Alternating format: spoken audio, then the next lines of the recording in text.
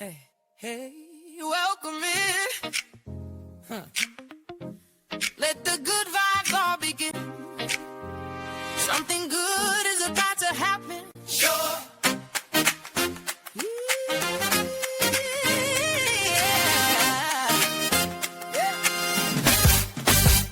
I've been waiting on you. Got a seat with your name. Started with a coffee chat. Now we about to change the game. You got a story worth telling, and I got a room full of ears. So drop whatever you've been holding. Get ready because your time is here. Because when real people talk to real people, something shifts. When real stories meet real listeners, something lifts. Every Saturday we show up and we bring our best. Show up to Carrie Connects and leave it fast. Show up, show up. Something is happening here.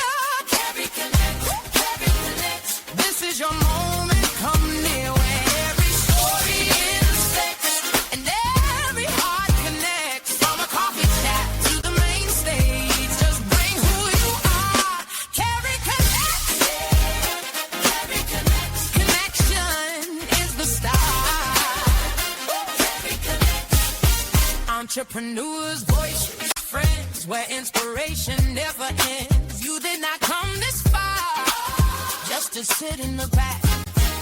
Everything you are through, we're getting you ready for that. So step into the light. Let somebody see your face, because the right conversation can change everything in this place. When real people talk to real people, something shifts. And real stories meet real listeners, something lifts. Every Saturday we show up and we bring our best. Show up to Carrie Connects and leave it bright.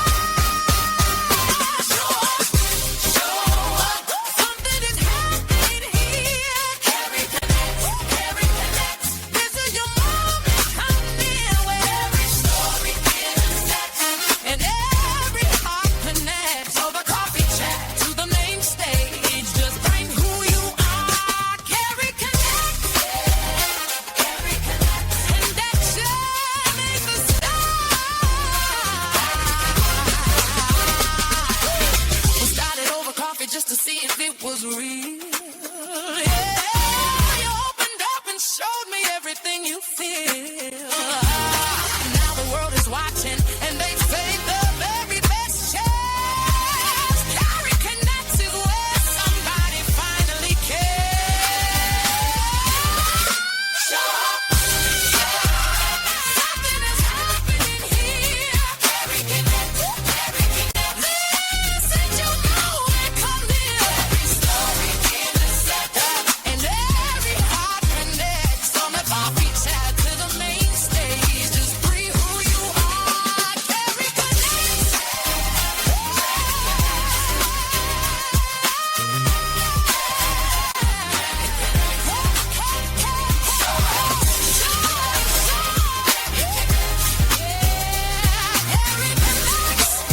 Real conversations, real connections. This is Carrie Connects. Show up. Welcome to another amazing edition of Carrie Connects with my special guest, Gina Balarin. And you'll have to correct me if that's not how you pronounce your last name, but I am so excited to be able to continue our conversation. Carrie Connects is where we bring Coffee Chat Chronicles to life and just allow people to experience the amazing people that I experience when I do my no-pitch coffee chats. And so, Gina, just tell us a little bit about who you are in 1 to 2 sentences. Just give us a general sneak peek into who you are as a person. You have so many accomplishments, and I can't wait to share you with the rest of the world. Thanks so much for having me, Carrie. I'm delighted to be connecting with you and your audience. And we've chatted before, and I know it's going to be epic today. So, Absolutely. little bit about me. So, Gina Balarin, Gina Ballerina. I have, in fact, spent many years on the stage and many years behind the scenes writing and communicating. I've been a marketer. I sit on a three boards now, one of which is the Chartered Institute of Marketing. And I coach people on how to use their voices and how to make themselves feel and sound and perform extraordinarily on stage. So we're going to be talking about how to bring out the secret sparkle that's in you today. And that's what often people say when they leave a conversation with me, is they feel better than when they went in. And that's how I try to add value to the world. Just make people feel a little bit better about what they have to offer the world. Well, I can definitely attest that you definitely make people feel better when they finish having a conversation with you. And so, for our audience, if you're watching from Facebook or LinkedIn or YouTube, we can actually see your comments live. So, drop in the comments where you are watching from and make sure you tell us the weather. We've been experiencing some strange tornadoes in the Midwest, so I'm always curious because I'm considering relocating. And so I want to know what the weather is all across the world because I may decide to go international. And I also love that when you talk about your name, you do the ballerinas. I think that's just so adorable and a great way to help people remember. So, Gina, take me back. You were 3 years old and you were walking onto a stage with your arms wide open. Now, what was that about? Imagine that you're sitting at a little coffee location, and it was in fact at the zoo. And you see this tiny little girl toddling out into the middle of this area here, and she walks up a few steps, as you do when you're 3 years old. And she turns around, and there's this natural kind of stage set up there. So the tables are down at the bottom, and there's almost like an amphitheater, and then there's steps, and then there's a platform up the top. And this tiny little 3-year-old walks up and just opens her arms as if to acknowledge her audience. I That love, was me. I love that. Now, I What don't made you remember do this. that? Well, I don't remember this, but my mum actually told me that this is what I did. And she's the one who said, listen, Gina, you've been a performer since you could walk, since you could talk. And obviously I decided at the time that it was good for me to make the most of the stage. And I've been trying to do that ever since. I love that. And so it sounds like it's something that's innate for you, that it's natural for you. And that's the same way it was for me with teaching. I just knew that I was going to be educating people. And so I'm happy to be sharing our audience with you and your story. And so this 3-year-old little girl walks up on stage, opens up her arms, and your mom is telling you, well, you've always been a performer. And some type of way, you spent a whole year studying mime. Now, come on, Gina. What does being silent teach you about speaking? It's an excellent question, Carrie. Now, it's not just mime that teaches you how to use your body, but dancing. And what happens when you're speaking is that you assume that your voice carries most of the message that you're trying to share with your audience. But in fact, various studies have shown that we use far less of our voice, and it's far more about what happens around our voice that actually creates and communicates a message. So mime was an interesting digression that I did as part of a drama degree, but I have been performing as a ballerina since I was about 5 or 6 years old. I did my first full performance as Gretel in Hansel and Gretel when I was 9 years old. And so for me, dancing is always something that you do where you express the utmost feeling without words. And so what happens without words is that you enter a world where you actually communicate far more than verbally. Right. So if you look at me now, I'm talking, but I'm also using my hands, which you can't see so much in, Instagram, where you're looking at a narrow Right. view, but you can still see what's happening with my chin. You can see what's happening with my shoulders. You can see what's happening with my face, my eyebrows, and you can get a sense of how I'm breathing. Am I slowing down? Am I bigging myself up? Am I trying to shrink? All of these are variables that you get that go far beyond a voice. And the irony is that you can communicate a message without ever saying a word. That's so true because when you said dancing and you looked off to the far left, I started to drift a little. I was trying to stay focused, but I wonder what's over there. Like all types of questions started to come into my head. And I absolutely agree with you that not using your words and using all of your body to communicate a message is really important. But I think it's important also when we see messages in text and in type to understand that we don't get the tone. And a lot of times people sometimes assume that a person is angry or that a person is happy based on what they've read. And a lot of that is internal, because the person may not feel the same way that you feel. They may not even be sending that tone, if you will, through the message. So I love being able to meet with people on Zoom or Google Meet or the other platforms where you can actually see the facial expressions. And if you're on Instagram and you're making comments, just know that we can only see your comments live if you're on Facebook, YouTube, or LinkedIn. But Instagram, we will get back to your comments, so don't go away. And we're also live streaming on Substack and even on the gaming platform Twitch. We are everywhere having this amazing conversation. And so one of the things that I realized is that you have this thing where you hear what people are not saying. How? What are you listening for? This is a really interesting question because how can you describe what you're not listening for, right? But as much as we talk about that communication can happen non-verbally, it can also happen in something that we can't touch and feel. And so when I am observing people, I can hear the tone of voice. So I can hear, are they shouting? Are they being very quiet? I can hear the shifts in speaking. So what I'm listening for when I hear what they're not saying is often the shifts and the changes in their communication patterns. So if you're talking like this and you're sharing a story about something that goes on in your life, and then all of a sudden you get that catch in your voice and it feels like there's just that moment of surprise, that's a cue. And I've spent a lifetime listening to people to understand what is happening non-verbally, subverbally. And those moments of observation can come across very clearly in the distinction between what was happening and what is now happening. And that happens in terms of how loud or soft you speak, where the pauses are, where the gaps are, when you look away. For example, you can see there, I was looking away because I was trying to think of what am I going to say next. All of those are cues that someone who's just relying on audio or someone who's just relying on the actual words misses. And all of that is context. So when I'm listening for what people are not saying, it's actually an art and a science. Yes, there is physical stuff that's happening, but there is also a sense.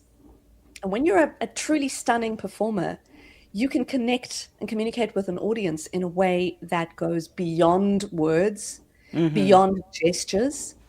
And that subtle shift, that is kind of what I'm listening for, but it's also what I'm able to give people when I'm performing and what I help teach people so that they can connect with their audience, with their team members, with their board, just with people they're having a general conversation with. That makes a lot of sense. So when you're connecting people with their audience and you're connecting people with their board, like your board of directors or the leaders in your company, I know a lot of these leaders. They're brilliant, they're really big-hearted, and then they stand up and all their grandiose, and something just shuts down. What is happening in that moment?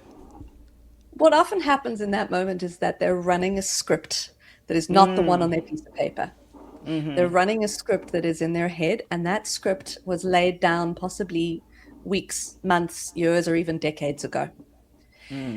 And what happens, what you observe is you observe the people either over-prepare or under-prepare in those moments.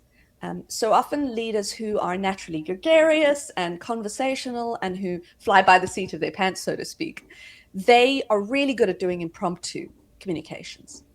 But it means that as soon as you ask them to prepare a speech, they just shut down and they flatten off because it's not their natural mode of preparation or presentation. And then on the flip side, you get people who are really, really good at preparation. And what they tend to do is over prepare. And so they sound like they're reading from a script because that's how they've learned their speech, and they can't connect emotionally. But similarly, if you're just waving your hands all over the place and you're being amazing and rah, rah, rah, you often lose the message, you lose the point, because you're not able to give your audience a full and thorough experience. You're relying so much on the impromptu that you actually can't bring them both the logic and the emotion. Logos, ethos, pathos, that's what you need throughout the communication. Take one of those out and you're missing things. I absolutely agree with that. Having a background in psychology, a lot of times I do notice that people are leaving one of those things out. And sometimes it's the script that's given to you, and sometimes it's lived experience that starts to come across in those professional settings. And sometimes when you're with your family or your friends, maybe your professional side comes across, because I've been on both sides of the equation where I didn't feel like I was being myself in either situation. But I know you said something that really stuck with me, is that you cannot coach the mask. Now listen, that was fire. You cannot coach the mask. Talk about that.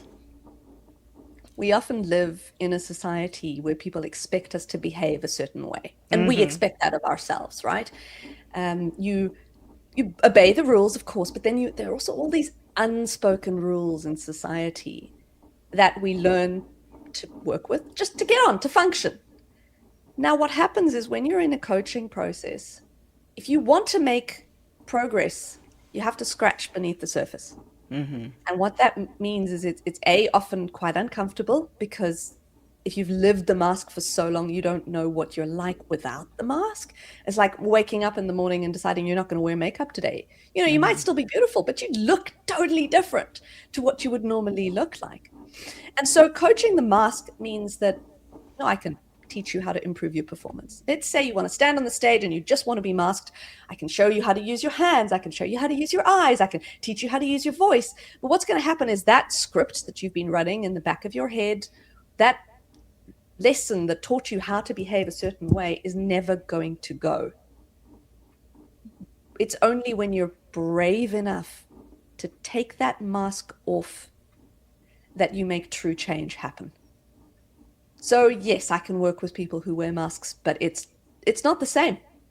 And you won't be able to make that kind of significant impact in yourself or that change that you want to see in the world unless you're prepared to actually be brave enough to take that mask off, to scratch beneath the surface, and to realize, what pattern are you living? Is it the one that you need to live? Or is it one that you learned in circumstances that no longer even exist? That is the true power of coaching. That is the true power of transformation. And once you take those glasses off, once you take that mask off, you can be an extraordinary version of yourself, arguably the version you were always meant to be. But it's not easy. It's definitely not easy. And I love this concept of taking off the mask so that you can be your authentic self. I teach people that even in the financial space, that you have to get rid of the stories that you were told as a child that no longer serve you. Because a lot of times we're taught other people's truths. They're not even relevant to our own life. And then we stand up and we're looking for this applause, but it's not even the real us. We stand up in the staff meeting, or we stand up in the board meeting, or we stand up at the family reunion, and we're telling these amazing stories that are not really true versions of ourselves or the way that we want to live our lives. And you know what, Gina, I see this a lot on social media, where people take this snapshot, this moment in time, 30 seconds of their 24-hour day, and people think that that's really the way that they're experiencing life and going through life. And all of it is not always true. And so when people want that applause, when they want that standing ovation, walk me through that. If somebody wants this applause or this standing ovation, where do you start? So first, let's say that I've been to dozens, maybe hundreds, maybe thousands of performances in my lifetime. And the performance can be truly stunning and it can move a handful of the audience, but that still doesn't guarantee that you're going to get a standing ovation. Because what happens with a standing ovation is the performance is so extraordinary that it moves not just 1 or 2 or 20 or 100 people in the audience, it moves 90% of the audience. And the last 10% just stands up because everyone else does, because it's peer pressure. Right. So how do you coach for a standing ovation? Well, first of all, you have to be extremely well prepared, because there is no way you're going to get a standing ovation unless you have a combination of knowledge, experience, and that last element, the je ne sais quoi, which in French means I don't know what. And it is literally that special thing that takes people to that next level. So preparation is absolutely essential. So is knowing your script, knowing your audience, knowing what you're saying. But the most important part is the why. You will never be able to get a standing ovation unless there is something deep and meaningful behind what you're doing, what you're saying, what you're performing. And there's a way of showing up that in that moment you become more than the sum of your parts. And that's what the audience responds to. So coaching for someone to get a standing ovation means absolutely nailing every single element of that. I have had clients who've received standing ovations. Did I expect them to? Possibly not. But in that moment, when we removed all of the barriers that were preventing them from being extraordinary, that allowed them to just step into that special space where they could connect on a deeper level. And whether it was their rawness or their perfectness, their preparation or their poise, it doesn't really matter. But in that space, in that time, they transcended words. And that's what the audience responded to. Now, let me ask you a question, because everything that you're saying is so phenomenal. And a lot of times we want people to clap for us, and we haven't even started clapping for ourselves. We don't know where that part of us is that makes us shine to the world. You call it sparkle. And I absolutely, unequivocally love that word. But how do you find your sparkle? If you're somebody that just doesn't see that in yourself, how do you help them to find that if they can't see it in themselves? Carrie, have you ever had a conversation with someone and you can see that they're holding themselves back? I have. I do every day. And so what happens when you try to help them see their sparkle is it starts with observing. It starts with seeing something that you're just like, hang on, that's a little bit special. That's a little bit different. There's something about you that... And then that's the next step, is asking them the question. I see this in you. Do you see that in yourself? Do you know that you're doing that? And what often happens is I won't just say, oh, you're very bright and bubbly. Did you know you're very bright and bubbly? No. It's about taking an observational fact and then putting that in front of them and then asking, do you realize that this thing that you observe actually means something else? So let me give you an example. When I see someone sparkle, what I will often do is I'll say, hey, Carrie, do you realize that when you reflect what people are saying and you play it back to them in a way with awe and delight, that you're actually giving them permission to be the best versions of themselves? Did you know that that's what you're doing? Absolutely. So you know that you're doing that, but other people may not. Yeah. And that's often the sparkle that is unseen. And so often we do these things that we just take for granted. You know, you listen deeply. That's part of your training as someone who studied psychology. You ask intuitive questions. That's part of your deep curiosity with human beings. Someone else on this call will possibly just stand there with a small smile on their face and their head inclined. And that shows that they have a really interest in the world, a real empathy for the people they're communicating with. They may not realize that's their sparkle, but in that moment of observation, I see that this is something special.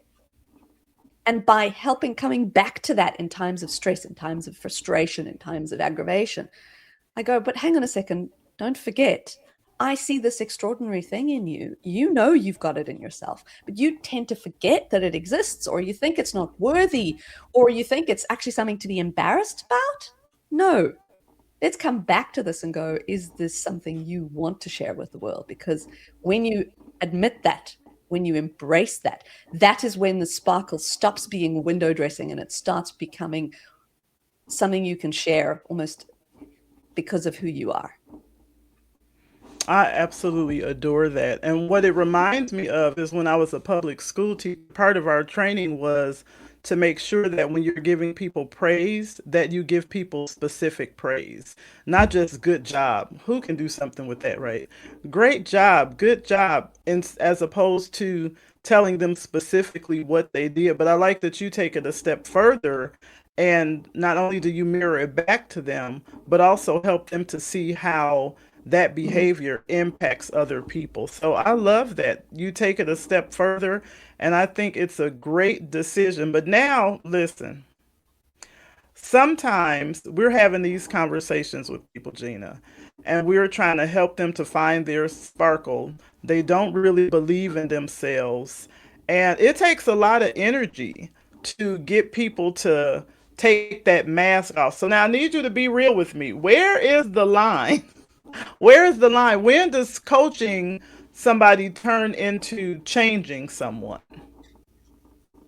I don't believe that people ever change unless they want to.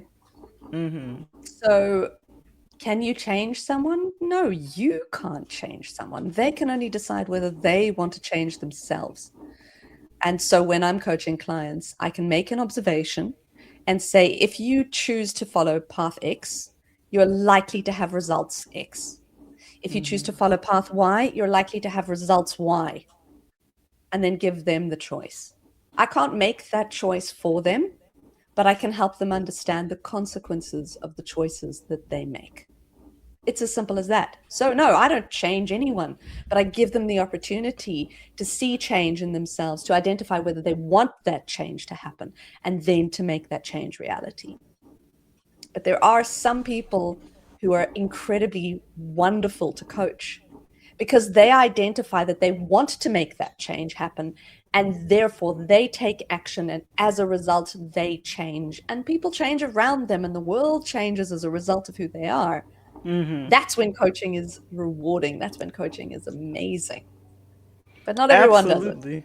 No, everyone doesn't do it. And what you're talking about is that systemic change where we affect the entire system. And so I love that microcosmic experience of changing self, and all of the people that I impact with are subsequently changed if they choose to change. And then all of the people that they interact with are changing. And so it eventually becomes a global impact. And so that's how we can change the world, I think, by starting with ourselves, starting with this microcosmic experience that becomes a macrocosmic experience for everyone. And speaking of everybody, everybody is talking about artificial intelligence right now. Everybody is talking about AI. And one of the things I loved about our conversation is that you mentioned that the human voice matters more now, not less. So, can you kind of make that case for us? In the age of AI, we struggle more and more to identify what is real and what is created, what is artificial. But what we as humans have fundamentally is the ability to be different, to be quirky and weird, unusual, to make mistakes, to admit that we've made mistakes, and to move on. Now we know that AI admits that it makes mistakes as well if you push it hard enough. Yeah. But it has a tendency to repeat information because it can only give out what has been put in. Now, as humans, of course, we are trained and taught just like an AI is trained and taught. But what we give out to the world is a sum of so many more parts, our life experience, than an AI tool gives to the rest of the world. And you could train AI tools to do one specific thing or another specific thing, but you find that they're not good at everything. Whereas as humans, what we do is we bring all the little bits of everything together in a great big melting pot and create something special. There is a reason that we call ourselves unique, because we are. It reminds me of a phrase Oscar Wilde said, "Buy land, they've stopped making it."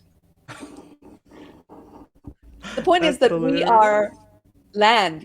Once we've made, they keep making new humans, but the point is that you have to stop and think, there is a finite resource in the planet and we can only use so much of it. But as humans, our capacity to be different versions of ourselves, to learn, to grow, to empathize, to create, this is something that AI can't do yet. And maybe one day AI will be able to mimic humans in a way that is completely indistinguishable. But that's why even more we need to combine our talents, that melting pot of who we are and what we do, with other people who have those talents, bring out something special, something unique. Absolutely. And I think the idea of AI making those mistakes and those errors is really important, especially in the space that I work in financial services. I remember I was helping a young lady study for an exam, and she would put the questions into AI to get the answer, and it gave her an answer and it gave her a glorious explanation that seemed correct. It was able to defend why that was the right answer. And then when she clicked the answer on the quiz, it was incorrect. So AI does make mistakes, even though it has access to all of this technology. And so I think working with people and the human voice does absolutely matter in a lot of different spaces. And I've seen cases where people fall in love with their AI. I remember back in the day when I was young, I would see people younger. I would see people name their vehicles, right? They would name their car. Yeah. This is Betsy or Betty or whomever. And so now with AI, I see people giving it a name. And I use AI, but I refuse to name it. And I never use the voice where it's supposed to be talking to me. I will use talk to text, or I talk to it because it's faster, but I don't want those connections, if you will, to AI, because I really do believe that the human voice matters most. And if I want to talk to someone, it's not going to be a robot. I'm going to talk to a person. And so I think that what you said is extremely important, because we have a lot of different people who are in our audience who are watching right now. We have people who are watching from Australia, people who are watching from Canada, people who are in Mississippi, people in Chicago. I'm just looking through some of the comments that people are making here. And so we have a lot of people who are watching, but I know that somebody in our audience might be watching right now, and maybe they've been told their whole life, you need to tone it down a notch. You need to bring it down. You're just a little too much. What would you say to that person? Talk to them. I know how that feels. I've been in contexts where people have found me too much and I've dumbed myself down. And at the time, it felt the right thing to do. It felt like survival. It felt like fitting in. And it's a beautiful phrase. Why fit in when you were born to stand out? And on those days where things are hard, it's important to remember that we all have the opportunity to stand out in a space that is meaningful for us. But standing out is a choice. And often choosing to stand out means choosing to be different. And being different can be uncomfortable. But I come back time and time again to this passage by Marianne Williamson. She says, as we let our own light shine, we automatically give other people permission to do the same. So if you are dumbing down your light, the question is finding a context where you can let your light shine. And we find ourselves in rooms where we need to dumb ourselves down or put that light in a cupboard. If that's the case and you find yourself living your entire life with a dull version of yourself, Maybe you need to ask yourself, where do you need to be? What room do you need to be in? What people do you need to surround yourself with?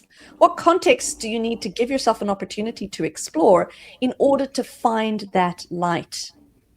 Because it's only when we give ourselves permission to let our own light shine that we give other people permission to do the same.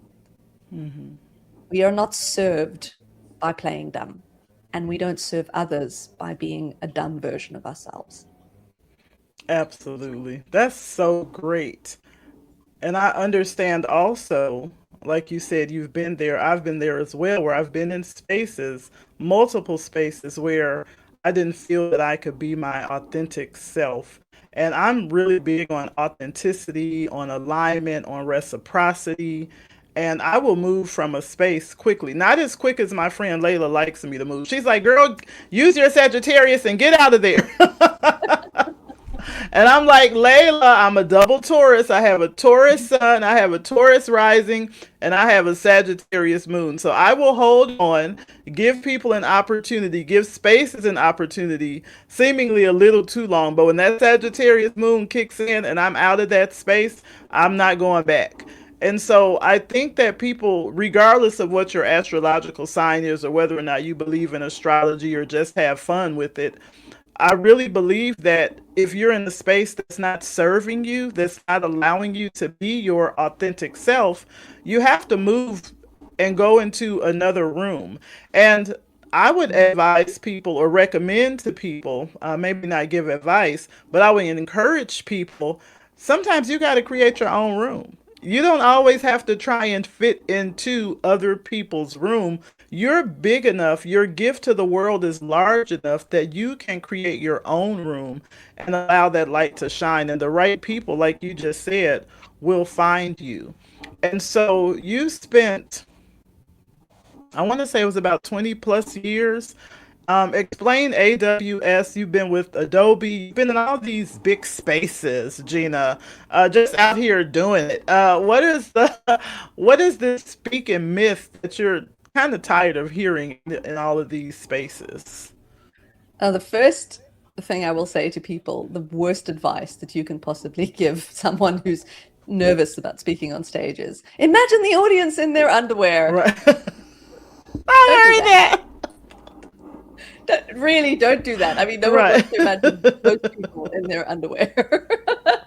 But the biggest myth I want to bust about speaking is actually that there is such a thing as being. No, let's start again. You can be over-prepared. That is the biggest speaking myth I want to bust. People think that preparation and preparation and preparation is everything. And don't get me wrong, it is important to be prepared. But there is such a thing as being too prepared. Often when I'm coaching clients who are obsessed with getting the details right, their desire to keep preparing and keep preparing actually prevents them from bringing the best version of themselves to the stage because they over prepare all of the delight. They prepare out all of the moments of delight and extraordinariness. So yes, prepare by all means, but prepare to a point where there is still the possibility for innovation. I love that. Prepare for the possibility of innovation. That could be one, maybe your next TEDx speech. Um, I love it. Prepare for the possibility of innovation. And you also say it's okay to be extraordinary. So, what's one thing that people can do just this week alone to show themselves that they are brave enough to take on this challenge of removing the mask and letting their sparkle shine? If you've ever been in a context where you don't do something, and it's not because it's impossible or because it simply costs too much or because, the world doesn't want you to do it. If you've ever been in a context where you don't do something because it just makes you feel uncomfortable, that is the one thing that you can do to change who you are and how you show up in the world. Now, I analyzed a lot of the articles I'd written on LinkedIn recently, and I got AI to check out 86 articles I had written that had LinkedIn had archived. And in those 86 articles, it kept identifying that over the last few years, I've been talking about permission a lot. Giving yourself permission to shine, giving yourself permission to be a version of yourself. And in fact, a few years ago, I did a talk which was specifically about giving yourself permission to be the most bizarre, quirky, extraordinary version of yourself. And in that talk, I actually held up a permission slip. Now, I don't know if you ever went to school and you had to go on an excursion and you'd have to take the form home and your parents would fill it in and they say, I give permission for Gina to go to the zoo on this date at this time, and they sign it on the bottom. Well, we forget that we actually are holding ourselves back sometimes in aspects of our life. And no matter how junior or senior you are, there can be that restriction, that discomfort of doing something new. Now, for some people, it shows up as fear. You're afraid to do that thing. And so the advice there is to do one tiny little thing that makes you afraid, that makes you uncomfortable, and to start building up those courage muscles.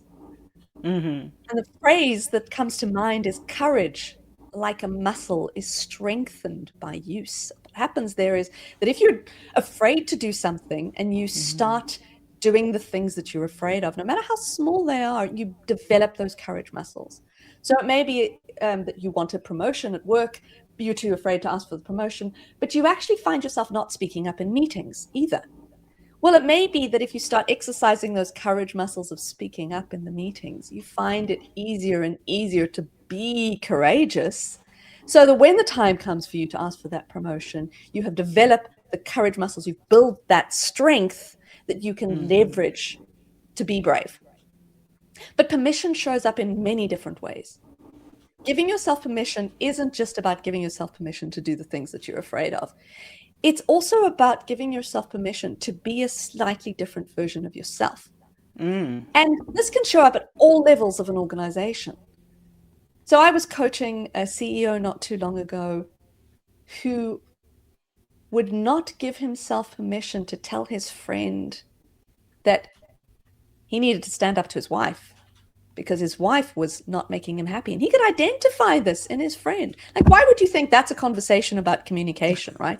But it is, because in fact, his ability to observe what was happening in his friend's life is a talent that he had. It's a natural talent that he could see. But something in his life had made him go, it's not okay for me to share this information with people. It's not okay for me to potentially impact people's lives in that way.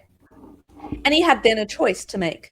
Did he want to make that observation, to talk to his friend, and potentially impact him in a way that could make his life positive or negative?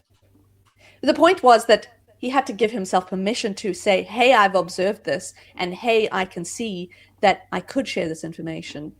And do I then want to, do I choose to do the thing, knowing what the potential consequences are? So permission can be personal, it can be professional, but giving yourself permission to do something means stripping off one of those layers of masking that is preventing you from showing up as the best version of yourself. And that is the one piece of advice I would leave people with. Give yourself permission to do the uncomfortable thing. Absolutely. I always tell people that your best life is on the other side of the thing that you are most uncomfortable doing. And so giving yourself permission to be extraordinary, to do the thing that you're uncomfortable with, to do the thing that you're afraid of, I absolutely think that is amazing, amazing advice. And so now we're going to look at our chat champion. So we have a few people in the audience who are our chat champions. They've been leaving amazing comments, and so I'm going to share those on the screen in a moment. But before I do that, I do want to make sure that you all connect with Gina. All of her contact information is at the bottom of the screen, her website, her LinkedIn, her Facebook, her Instagram, YouTube, and even Linktree. So make sure that you all find Gina, make sure that you connect with her because she's absolutely amazing. And so we have people from different parts of the world who have just taken the time to pop in and say hello. We have Maria, who said that it's great to see everyone. She wants people to connect with her. Layla said that she loves the secret sparkle. I absolutely love that. Layla is here from Canada. And we also have Leslie Alexander, who's watching over on YouTube. Hi, Leslie. Pleasure to meet you as well. She says, woohoo, made it. Couldn't hook up through LinkedIn, but excited to hear from you. So I hope that this conversation, Leslie, has been amazing for you. We want to thank you for being here. And then we even have Mila Sharif over on Facebook, who says Chicago is 74 and cloudy. Leslie was checking from Phoenix, Arizona. I think I clicked on the wrong one. Not a bit much for me, Leslie. I actually lived in Las Vegas, Nevada for 14 years. So I will see your Phoenix, Arizona at 105 and I will raise you, Las Vegas. When I was out there, I think the highest was 119 degrees and it was hot. We also have Maria joining us from Montana, 85 degrees and sunny. That's nice. Vancouver is 22 degrees Fahrenheit, so they are finally getting some decent weather. And then we even have Colleen Charlotte. She mentioned that actors call it internal acting, those nonverbal micro expressions. Oh, she says good poker players do everything to mask the same. Now, do you play poker? No, I'm actually terrible at playing poker. And the reason is I can observe micro expressions, but I can't mask my own. And Ah, the fascinating thing is that if you are an astute observer, that you can actually see what what they're responding before they put a mask over what they're responding. What is interesting with poker players is that they actually learn to just deaden and dullen all of their reactions and their responses, or they can act in other ways. mm, And I don't know if you've ever watched a TV series where comedians are trying not to make, or they're trying to make other people laugh, but not laugh themselves. yes. I think there's one called Last One Laughing is the version that I've observed. And more often than not, the comedians who end up winning those competitions are the ones who don't laugh themselves, the ones who have a deadpan act, the ones who make other people laugh, but who just don't seem to have that funny switch. And that's the persona that they create. But it makes me think of one particular comedian who is, in fact, a professional poker player. Ah, And if you ever watch her, you can see that she has that kind of hooded look. And she does that so extraordinarily well. And it doesn't surprise me that she is the kind of person who, A, does the kind of comedy that means she's not laughing with the audience, but B, that she's a good poker player. Now, my problem is I'm the opposite. I'm a bit of an empath. And what happens is that my husband calls me an emotivore. He's like, Gina, you eat the emotions of whatever it is that you're consuming, and then you give that back. So it's frustrating because I can't watch a sad movie without crying. I can't, I can't watch a sad television advert without crying. Like how crazy is that? But it does mean that allows me to pick up subtle nuances, but it also means that I would never make a good poker player, I'm afraid. I love that. I went to go see a movie this weekend with my son. It was he's 16, but we went to go see Toy Story 5, and I was actually crying over it. He was like, "Mom," I'm like, "Oh my God, it's just so emotional," and he's just looking at me. So maybe he might be a good poker player, but I was just emotional. So I definitely understand that. So Colleen, thank you for your comment and for checking in from Canada. She said it's a beautiful sunny day after that tornado watch. But here's another one of our chat champions. They say change does require self-reflection, and AI doesn't replace human connections and human interactions. What would you say to that? No, it's a beautiful summary, Layla. Change does require self-reflection, yes. I think that if we continue to put a persona out there in the world, that persona has very little ability to change and adapt. Again, if we think about, television and drama, what makes a really good TV series? It's not just that there's a great plot line and potentially some beautifully dramatic moments. It is truly the ability of the characters to change, to develop, to evolve. And that's what makes a great story too. So let's not forget that when we're communicating on stage in a performance or just in a work context, our ability to communicate with others is about understanding what is information that they need, and then how does that information fit into their world in a way that makes a difference. And this is something that AI can't do very well. AI can understand the context that you give it. It can work with the information that you give it, but it is very bad unless you tell it to at stepping outside of its own box. Whereas as humans, we bring all of our life experiences to every single communication we have. And that is both a blessing and a curse. Because sometimes the communication that we think we're having is not actually what the other person thinks we're talking about. And that can be a problem. If our context is so completely different from someone else's context, we can say statement X and they read it as statement Y. It's literally exactly the opposite of what we said because we don't share that common background. I don't know if you've ever had an argument with someone where you're actually saying the same thing. You're just saying it from two different perspectives, and yet there's something preventing you from realizing you're actually in agreement. That happens to me occasionally. I'm human, right? But it does mean that that ability to create a connection is also something that can be severed. If we don't understand that bridge, if we can't find that commonality with our audience, we can say exactly the same thing as them and they will not understand because we just don't share the same background. So as a communicator, our job is to understand when people are not understanding.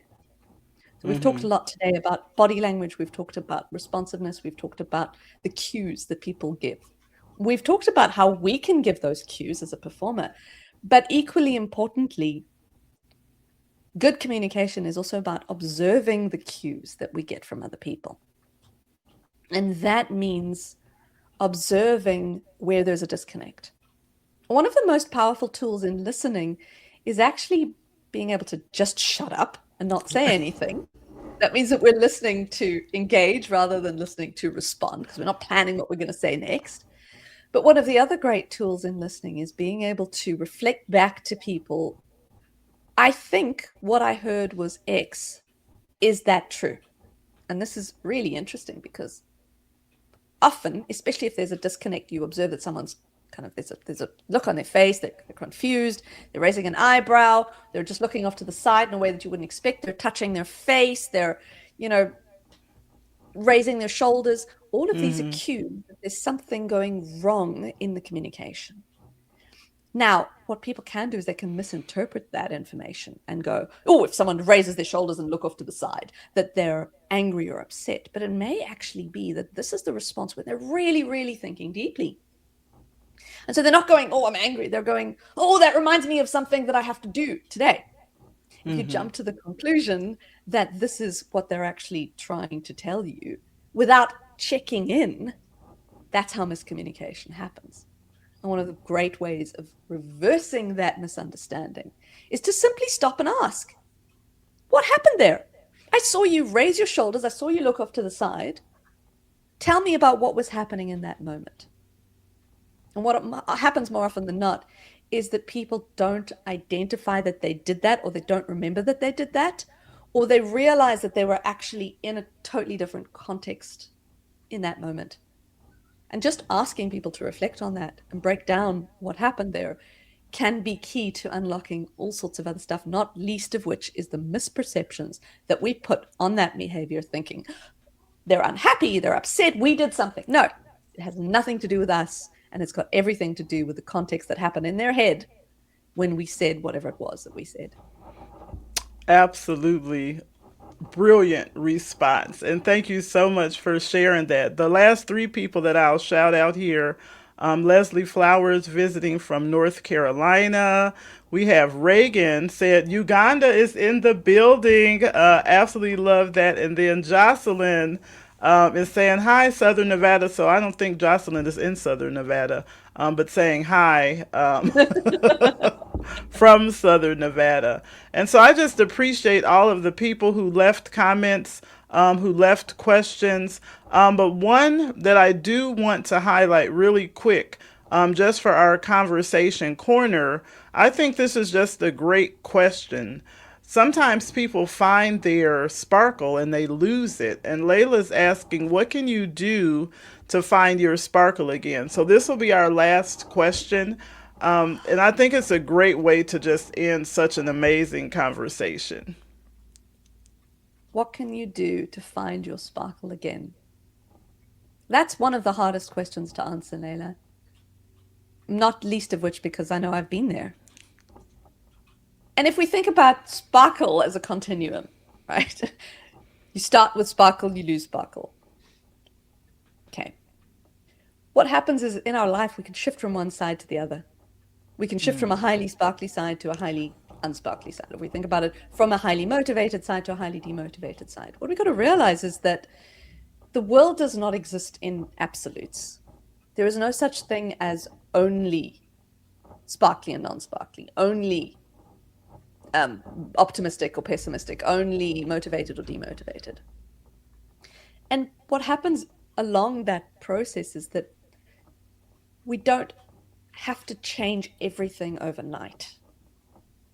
When you're looking for your sparkle again, sometimes it's enough to realize that you're not going to be that amazingly sparkly version of yourself again in the same way.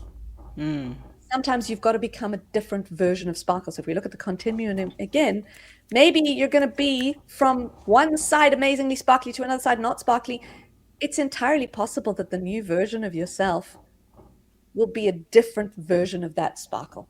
And as you shift from one element to the other, you actually become a new version. And I think it's often easy to judge ourselves and go, oh, I've lost it. I'm never going to have it again. No. What we're going to have again is something different because the nature of humans is that we change. And the nature of change is that we can't go back to who we were before. I created a poem for an academic symposium I gave about a month ago. And I talked about the nature of change and transformation and how hard it is. Because the point is that once we've transformed, we can never be the same again, even if we want to. But that doesn't mean that we can't be sparkly. It just means that we have to find a different kind of sparkle. So how do you find your sparkle again? You admit that it's okay to find a new sparkle. And maybe your context has to shift. Maybe you've got to forgive some things about yourself that you don't like. Maybe you've just got to accept that who you are is not who you're going to be. And let yourself slowly and surely, bit by bit, find something sparkly that you can go, that's it. Take those tiny little steps and give yourself permission to sparkle a little bit more than you used to. That was such a great response. And again, if you are looking to connect with Gina, I have listed everything down below. Make sure that you all connect with Gina. I think this has really been such an amazing conversation. We have people who are engaged on Instagram. We have people who are engaged on Substack, Facebook, YouTube, even Twitch. And it always is funny to me when I get a comment from Twitch because that means they've taken a few minutes from their gaming to plug in and say hello. And I just absolutely have adored this conversation. And if you have anything coming up, now would be a great time for you to share that with our audience. Do you have anything that's coming up that you would like us to support you in? At the moment, the thing you can support me in is to just have a conversation and reach out. What Carrie hasn't included here is that I actually will do a 45-minute free session, coaching session with anyone who wants to consider using communication coaching with me. So you can reach out to me via any of those platforms and say, hey, Gina, I want some help. Can we have a conversation? Can we have a chat? So that's coming up whenever you need it to come up. And reach out. Please, if you're connecting with me, LinkedIn's my preferred platform. Send me a message. Tell me why you're connecting with me. And let's have that conversation, because the chances are that I'll be able to bring out the sparkle in you too. Absolutely love that. Look for me on your calendar, because I truly believe in making appointments with people to find out what they do. It helps me to refer people, and I can get some benefit from those sessions myself as I continue to sparkle. And so thank you so much for being an amazing, amazing guest today on Carrie Connects. I've had such an amazing time talking with you. And if you want to hang on for a few minutes, we're going to play the outro. And if you all have any additional questions, continue to drop them in the comment. And thank you for being a part of Team Live. And if you are a part of Team Replay for On Demand, we appreciate you being here as well. Thank you. All right. Bye for now. Hey, welcome in. Let the good vibes all begin. Something good is about to happen. Sure.